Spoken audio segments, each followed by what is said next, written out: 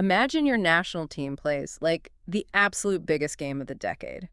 And the coach benches your star captain as a quote-unquote decoy. You lose the match in this brutal 40-second collapse. And And somehow, tactically speaking, it actually might have been the smartest thing that could have happened to your tournament survival strategy. right. I mean, it sounds completely counterintuitive. We are so conditioned to believe that in elite sports, you put your best 11 on the pitch, you win the game right in front of you, and, you build momentum. Oh, exactly. But when you introduce the sheer scale of a 48-team tournament, the traditional math of winning starts to look very, very different. Yeah, so welcome to today's deep dive. If you're trying to catch up on the absolute whirlwind of today's FIFA World Cup action, you are in the perfect place. Today is Wednesday, June 24th, 2026, and we are looking at a wild convergence of events. This has been a massive day, just nonstop action. Literally. And we've got a great stack of sources for you. We're pulling from post-match reports and stats from SofaScore, some incredibly passionate fan reactions from Reddit, a language learning podcast called Emma Talk About World Cup Vocabulary, and this really insightful article from the Brock Press on the evolution of sports broadcasting. Yeah, it's a really diverse mix today. Okay, let's unpack this. Because our mission today is to cut through the noise of Canada's bittersweet 2-1 defeat to Switzerland. We're going to look under the hood at the tactics that swung the match, explore the massive ripple effects this huge tournament format is having on underdogs, and, examine how the actual voices bringing us these stories are evolving. To really understand the paradox of this match, we have to start with the heartbreak on the pitch in Vancouver. Oh, man. The atmosphere at BC Place was just electric. You had this massive crowd marching with Vancouver police horses. Fans were holding up number 8 signs during the anthem. Right, to honor Ismail Kone. Exactly, who suffered that awful broken leg in the Qatar match. And you even had Vancouver Mayor Ken Sim literally wearing a flag as a cape. It was wild. The energy was totally off the charts. And at halftime, it was 0-0. Canada was really holding their own against a very dangerous Swiss team. But then, coming out for the second half, it felt like a boxer dropping their guard to throw a haymaker right at the bell. You commit so much momentum forward that one simple sidestep from the opponent leaves your defensive chin wide open. That is a perfect analogy. Yeah. Because just 40 seconds into the second half, 40 seconds, Switzerland landed that knockout blow through Ruben Vargas. Just a devastating start to the half. Yeah. And if you look at the tactical structure, we can see exactly why Canada's chin was exposed, so to speak. Switzerland is a ruthless, highly experienced tournament team. In that first half, they weren't just passing the ball around for fun. They were hoarding it, like 70% possession, right? Exactly. Yeah. 70%. They were methodically mapping out Canada's pressing triggers. So when Canada came out of the locker room trying to assert themselves and push their lines higher... The Swiss were just waiting for it. Right. They already had the structural foundation to absorb that initial wave, bypass the Canadian midfield with just a couple of sharp passes, and exploit the massive pockets of empty grass left behind. Wow. And, the hits just kept coming. Shortly after that Vargas goal, there was this incredibly rare, almost catastrophic breakdown in communication. Oh, defensive error. Yeah, involving Derek Cornelius and the goalkeeper, Maxime Crépeau. It was one of those awful moments where two players just assume the other has it covered. And in that split second of hesitation, Johan Manzambi just swooped right in. And Manzambi is what, this 20-year-old Swiss wonder kid? He just made them pay instantly. He was a total menace all afternoon. SofaScore gave him an 8.1 rating, man of the match, and that was his third goal of the finals. Just incredible for a 20-year-old. In knockout-style tournament football, the margin for error is microscopic. A slight miscommunication between a center back and a keeper isn't just a bad look. Against a player like Manzambi, it's an automatic goal. But the crazy thing is, Canada didn't actually fold. If you were watching, you saw them rally late. Promise David came on as a substitute and hit an absolutely brilliant volley in the 76th minute. Set up by a beautiful touch from Nathan Dylan Saliba, yeah. Yeah. So suddenly the crowd is back in it, Canada's pressing hard, but then the Swiss goalkeeper, Gregor Kobel, just transforms into a brick wall. He made 5 crucial saves in those dying minutes to lock in the 2-1 result.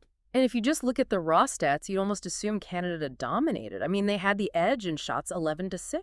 They did. And they actually had the edge in expected goals, or XG, 1.19 to 1.06. Right, but XG always feels a bit, abstract to me. Like it measures the mathematical probability of a shot going in based on historical data, right? Exactly. It's just math. It doesn't measure the ice in the veins of a striker, and it definitely doesn't count for game state. What do you mean by game state? Well, Canada generated a higher volume of low to medium probability chances because they were chasing the game late, relying on set pieces and scrambles. Switzerland only really generated 3 genuinely big chances the entire match. But they converted 2 of them. Exactly.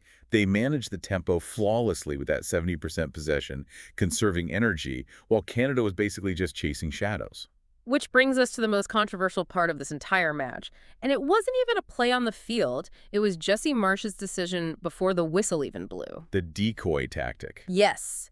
Marsh revealed after the game that team captain Alphonso Davies, arguably their most dynamic player, was never actually intended to play. Marsh claimed he used Davies purely as a decoy to mess with Switzerland's preparation. Yeah, that got a lot of people talking. I really have to push back on this. Like, is this genuinely a mastermind tactical move? Or is it just a deeply frustrating gimmick for fans who, woke up at 6:30 a.m. and queued for hours hoping to see their superstar? Well, I think it was a gimmick born out of deep tactical desperation. Marsh knew he was outgunned. And what's fascinating here is how quickly the fan base saw right through it. Oh, absolutely. If you look at the post-match analysis on the Canada Soccer Reddit boards, the fans weren't just complaining about missing Davies. These armchair managers were delivering surgical critiques of Marsh's rigid 4-4-2 formation. They were pointing out that Canada's high press was basically just papering over massive technical cracks in the roster. Precisely. Because the geometry of a 4-4-2 formation against a team like Switzerland simply does not work if you don't control the ball. Switzerland uses a low block. And for those listening who might not be visualizing this, a low block means the defending team drops really deep into their own half, right? Yes. Packing their defenders and midfielders tightly around their own penalty box, completely choking off the passing lanes. So if you attack a low block with a traditional 4-4-2, your 2 central midfielders are completely stranded. Right. They're basically trying to cover a massive expanse of grass against 3, maybe even 4 opposing players. Exactly. As soon as the Swiss win the ball back, they have an immediate numerical advantage in the center. 4 players swarming 2 Canadians. The midfield is instantly bypassed. And the fans on Reddit called this out? Yeah, they correctly pointed out that Marsh needed the tactical flexibility to switch to a 3-man midfield to clog up the center.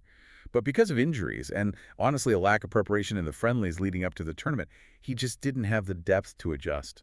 So floating Davies as a decoy was, what, an attempt to distract from that? Very likely. It forced Switzerland to prepare for width, masking the fact that Canada's center was completely hollowed out. Okay, here's where it gets really interesting.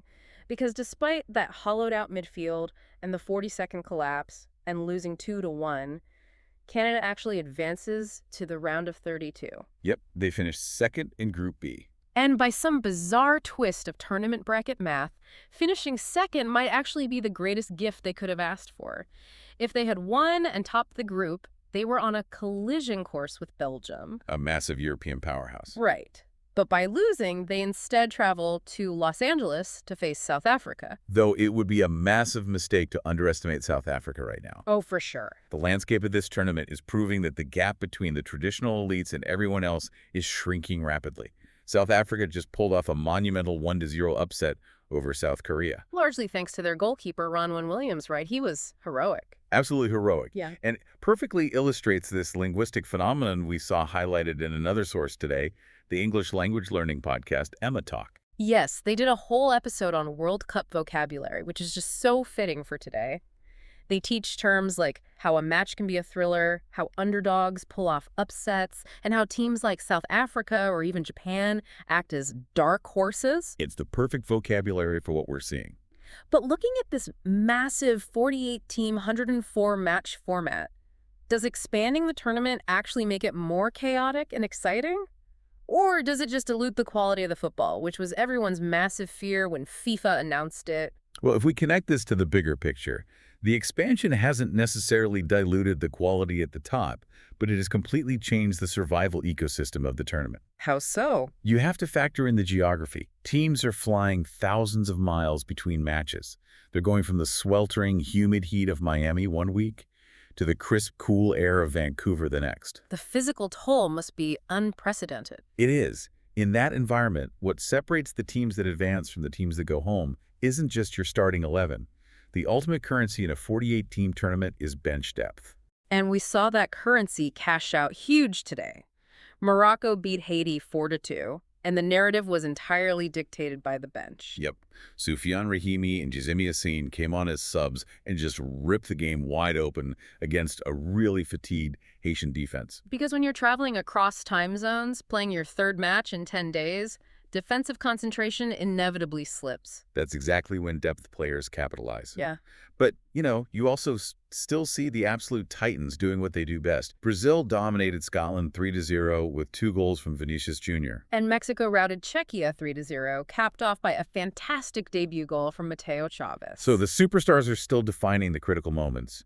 But the physical grind means the underdogs have more localized windows of opportunity to punish mistakes. It's just a totally different flavor of tournament. It really is. And what's fascinating is that it's not just what we're watching on the pitch that's evolving, but who is guiding us through it. We read this really fantastic article from the Brock Press today about the evolution of sports broadcasting. Yeah, it's a critical shift in how the story of global sports is told. The landscape of sports media covering these mega events is tangibly moving away from strictly male-dominated norms. And the article points out this isn't some sudden overnight trend. It's the result of decades of grinding work by pioneers, like Leslie Visser, who broke massive barriers as the first woman to cover the NFL as a beat reporter. And Hannah Storm, too. They fought against incredibly entrenched gatekeeping. Right. And because of the paths they carved out, today you have modern analysts like Doris Burke and Jessica Mendoza taking the lead commentary roles on the biggest stages. And the key takeaway from the article is that they aren't in the booth for novelty. They are commanding these broadcasts based on deep, undeniable, granular expertise of the game. Exactly. This raises an important question, though, about how we as an audience consume sports media. Having diverse voices in the booth isn't merely an exercise in representation for representation's sake. It actively, structurally improves the final product. Because you get a wider variety of lived experiences. Yes, you inherently get a richer, more multidimensional narrative. That makes total sense. The Brock Press article actually points out that women broadcasters frequently excel at highlighting the human side of the athletes, making the coverage much more relatable. Yeah, think about that emotional moment in Vancouver today. The fans marching with the number 8 signs for Ismail Kone. Exactly. That specific human element, the empathy for an injured player, is captured and conveyed much more naturally when the media landscape reflects the actual diversity of the audience watching the game. It creates a more holistic view of the sport. It's not just about rigid statistics or tactical formations. It's about the people executing them. And digital platforms have really accelerated this shift. They've allowed independent broadcasters to completely bypass traditional network gatekeepers and build direct, authentic connections with fans. It actually reminds me of the language podcast we talk about, Emma Talk. Just like that podcast gives everyday fans around the globe the specific vocabulary words like dark horse or low block to confidently claim their space in football debates, the rise of diverse broadcasters is breaking down those old artificial barriers of who is quote-unquote allowed to be an authority in sports. It is a true democratization of the game's narrative. However, the Brock Press is careful to note that we haven't reached some utopian finish line here. Right. Systemic issues definitively remain. Absolutely. The data still shows glaring pay disparities between male and female broadcasters at the top levels. And there's this persistent, deeply unfair expectation that women must continually prove their baseline knowledge of the sport. In a way that male broadcasters, especially former players, simply aren't asked to do. Exactly. A female broadcaster might be scrutinized for a single mispronounced name, while a male counterpart is given a pass for entirely misreading a tactical setup. It's an ongoing evolution, but the forward momentum is definitely undeniable. So, what does this all mean for you, the listener, right now? Well, you can officially consider yourself the smartest person in the room. You really can. We've journeyed from the visceral heartbreak of a 40-second defensive collapse that cost Canada a match, straight into the mathematical reasons why a rigid 4-4-2 formation gets totally overrun by a low block. We've navigated the chaotic, physically draining reality of a 48-team tournament where bench depth is everything. And we've celebrated the empowering shift in who gets to sit behind the microphone and broadcast these historic moments. So the next time you're discussing the World Cup, at the office or at a pub, you don't just have to list the scores. You can explain that expected goals without clinical finishing is just empty calories. You can explain the geometric vulnerability of a two-man midfield against a low block. You can confidently label South Africa a dark horse, and you can point out the vital value that diverse voices bring to the broadcast. You have the complete context now. But I want to leave you with one final provocative thought to mull over, building on that paradox we started with. Canada's performance against Switzerland was undeniably a tactical failure on the pitch. They were outpossessed, outmaneuvered, and their midfield was exposed. Without a doubt. Yet, because of the bloated structure of this massive tournament, losing that specific game allowed them to sidestep a massive European powerhouse like Belgium and instead draw a theoretically more manageable matchup against South Africa. So, in the modern era of highly expanded, physically grueling tournaments, is losing the right game at the right time actually a better strategy for ultimate survival than trying to win them all? It really challenges everything we think we know about competitive integrity. It really does. Something for you to think about as the knockout stages begin. Until next time, keep diving deep.